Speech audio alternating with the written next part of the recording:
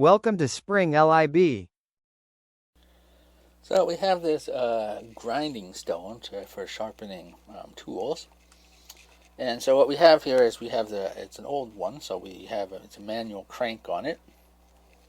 And let's see here, we're told that let's see here, the mass of the grinding wheel is 50 kilograms.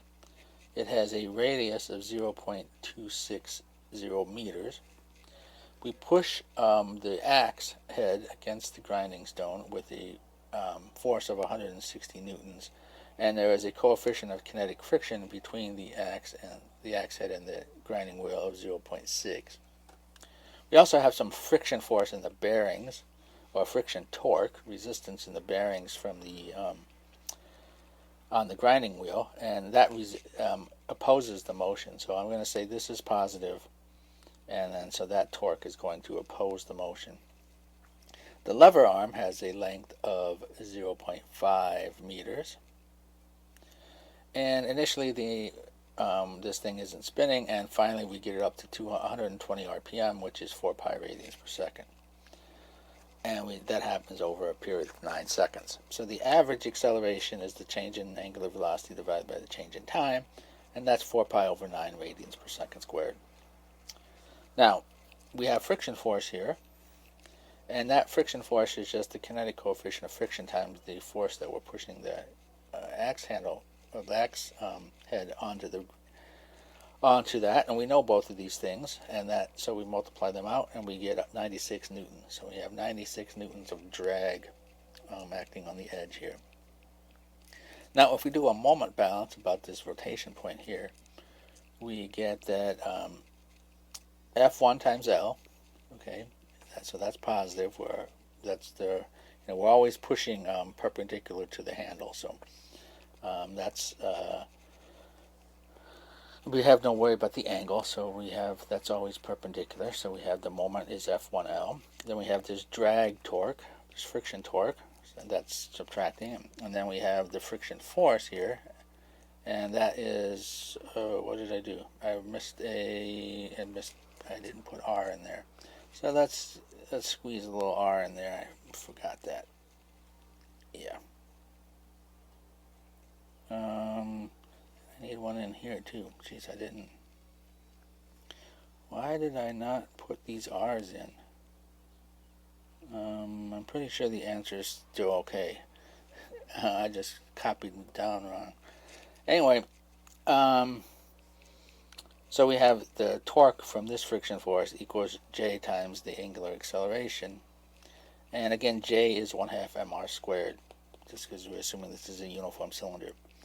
So we can solve for F1. So we want the force that we need to crank this thing up to 120 RPMs in 9 seconds if we have this, if we're pushing the axe against that.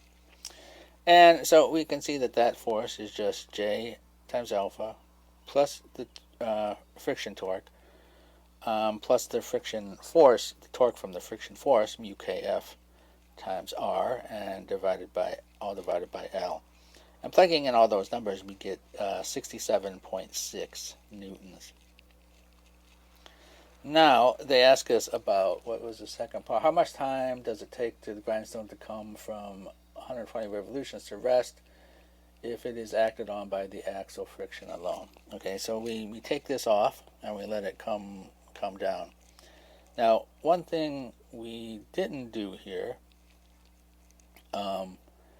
and because they didn't tell us that, if this arm had appreciable mass, then we should be including that in our mass moment, but they didn't tell us a mass for that, so we're basically left to assume that it's negligible compared to the grinding wheel mass, which is probably a pretty good assumption. So anyway, we let it, after we let go of this. No, wait, what do we do? How much time does it take? So we have, okay, wait, I think I skipped ahead one. Oh yeah, after the grinding stone attains a speed, so once it's up to speed, we want to know how much force it takes to just maintain that speed. And so that means the angular acceleration is now 0. So we have F1 L minus the torque, the friction torque, minus the friction force times R equals 0. So F1 winds up being 62.9 newtons. So again, less than this because we're not accelerating this anymore. We're just keeping it at a constant speed. So we have this.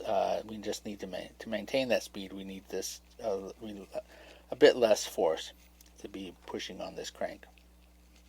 Now they say if we take this force off and just let this go free, and take this off, and how long does it take to come to rest?